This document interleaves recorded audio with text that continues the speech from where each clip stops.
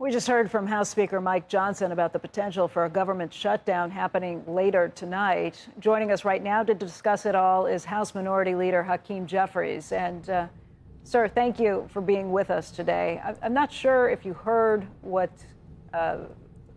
Leader Johnson had to say on some of these issues, but if you didn't, I'll kind of give it back to you. He said that this is a clean, continuing resolution that's been put forth. It's the same thing that the Democrats voted for 13 times under Biden.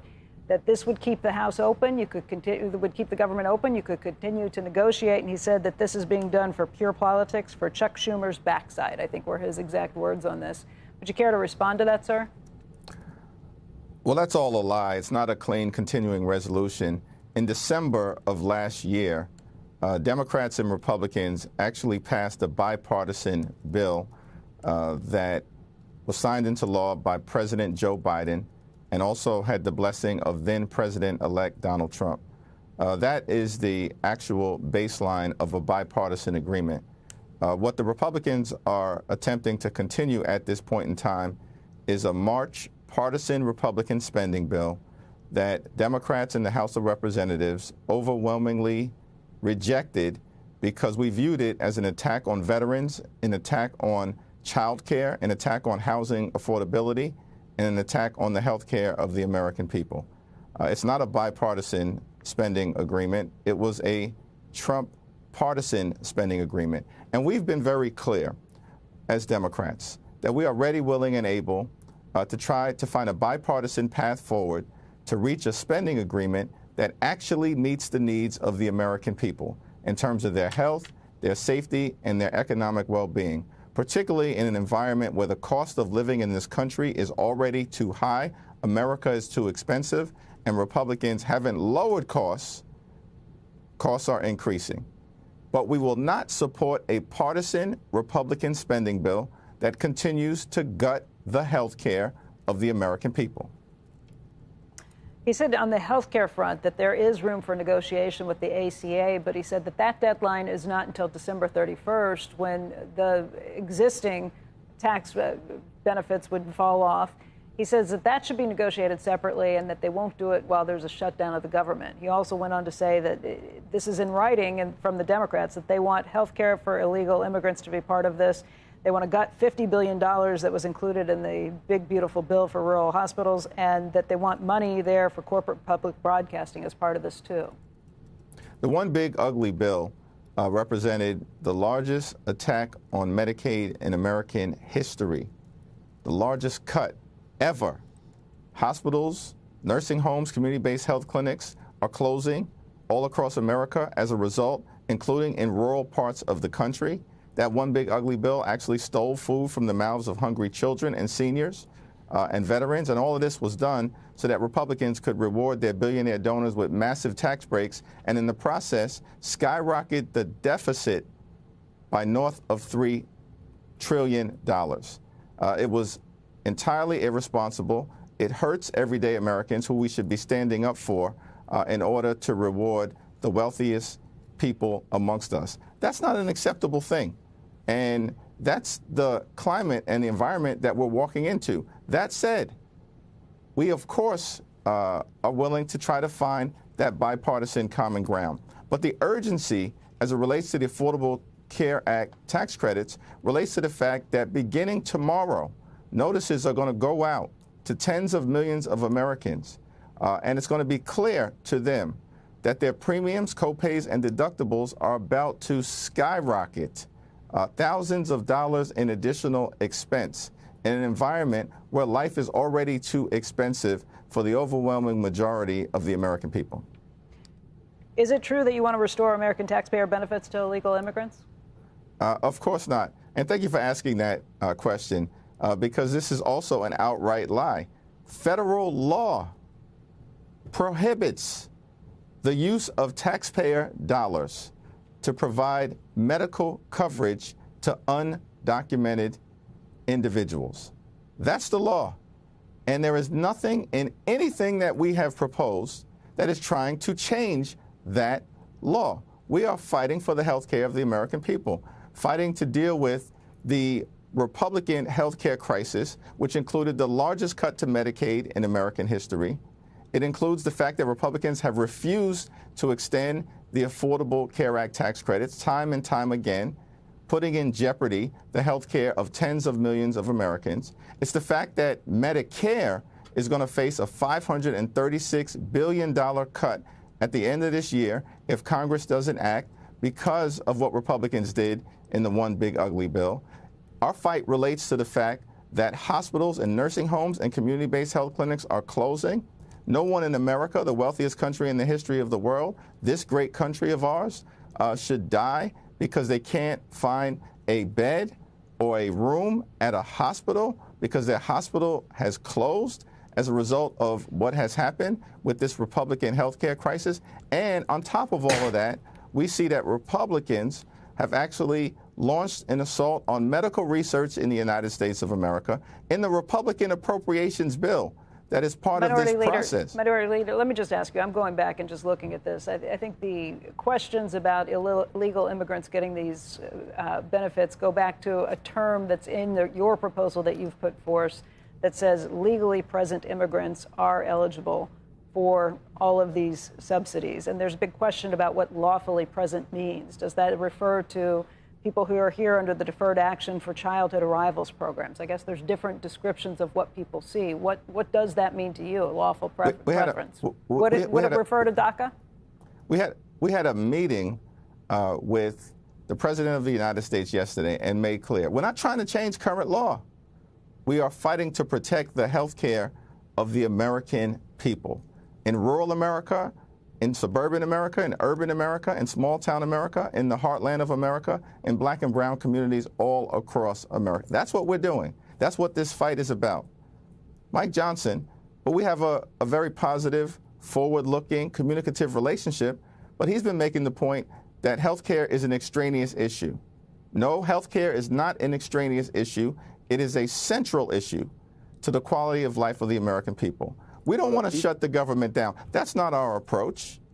But Republicans control the House, the Senate, and the presidency. If the government shuts down, it's their decision to do it. But this is a continuing resolution, and it's going to happen. All these things that you want to do, there's no way any of them are going to be negotiated by the time this happens. And if you shut down the government, last time, Democrats point out, you lose FEMA, you lose troop pay. You lose all these different things that are so important to Democrats when they're on the other side of this. If you're not going to get all these other things settled, you need to do the CR to get the government funded and then return to this and do it in the normal course of business for Congress. What is it that would get you to yes? I mean, and I think that you kind of danced around the illegal. You do want to provide health care to illegal immigrants that are here right now. That's a Republican talking point, and it's shameful that you would continue. Of course not. I just said repeatedly that it is not. And we made that clear in the Oval Office to President Trump and to Republican leaders. We've made that clear repeatedly. It's a Republican talking point. In fact, I'm being gentle. It's a lie. We are fighting for the health care of the American people. And what we need to do is to address the Republican health care crisis. What do you need by tonight to get I'll tell you what yes? we need by tonight. Speaker Johnson should call Republican members of Congress back from the vacation that they're on. They were supposed to be here. We were supposed to have votes yesterday and today so that we can actually arrive at a bipartisan agreement to keep the government funded and to do it in a way that actually enhances the quality of life of the American people. So that would actually be a useful first step. Do you think the government is going to shut down? Because it doesn't look like there's much give on either side. Well, we're here. We're in Washington, D.C. We look forward to having conversations throughout the day with the administration and with our Republican counterparts to try to arrive at a bipartisan agreement. But what we're not going to do is be part of essentially a my way or the highway approach. In other words, that Republicans simply say, our view of the country is that we're going to continue to assault the health care of the American people, and Democrats, you should just go along with it. And our view is no, actually, we're not going to support a partisan Republican spending bill that continues to gut the health care of the American people. There was some big pushback from the Progressive Caucus in the House yesterday when Chuck Schumer floated the idea of, a way around this, a way to say, okay, we could start the Democratic shutdown, but then we could make sure we pass some bills to allow much of the government funding to continue. How much pushback do you get from the Progressive Caucus in the House, and what are they telling you at this point? Are they the ones who are kind of driving things? We had a House Democratic Caucus meeting yesterday, and we are completely unified in defense of protecting the health care of the American people and fighting to lower the high cost of living. Donald Trump and Republicans promised to lower costs on day one.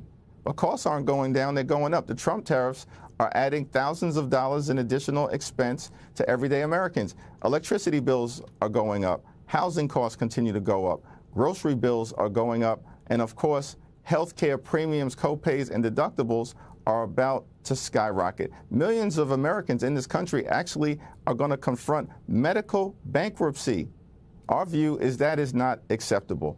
And so I think what Leader Schumer said yesterday at our joint press conference, he was very clear that a short-term continuing resolution that differs in any way from what Democrats have proposed, which was legislation that was introduced and actually secured more votes in the Senate about a week ago than the partisan Republican proposal, that is our starting point in terms of any conversation as it relates to making sure we fund the government in an enlightened way that makes sense for everyday Americans, for business, for industry, for the economy. Yesterday, sir, in the caucus that you're referring to, I think the shouts were heard outside the doors of hell no. Does that tell you the resolve? Should we read into that there is no way you were going to go ahead with this and we should buckle up and prepare for a long government shutdown? We have a little over 12 hours or so before midnight. I think what will be helpful is if Republicans in the House of Representatives actually return for duty here in the Congress, so that if we reached an agreement, we could actually pass an agreement, as opposed to Republicans being on vacation all across the country and the world. That makes no sense to me. It never did. And it's an indication that I think House Republicans actually are the ones who want to shut the government down. Minority Leader, while we have you here, and I know you're busy working on keeping the government open, hopefully, but a question here in New York, we're all very curious. Do you plan to endorse the Democratic frontrunner at this point? I know there's been some reporting that you're in talks to do something like that. Well, I issued a statement on Sunday, I believe it was, in connection with the decision by Mayor Eric Adams not to seek re-election. He's someone that I've known for over 25 years. He's had a long journey in public service. Actually, Mayor Adams and I started our careers at the same time, him in the state Senate and myself in the state Assembly.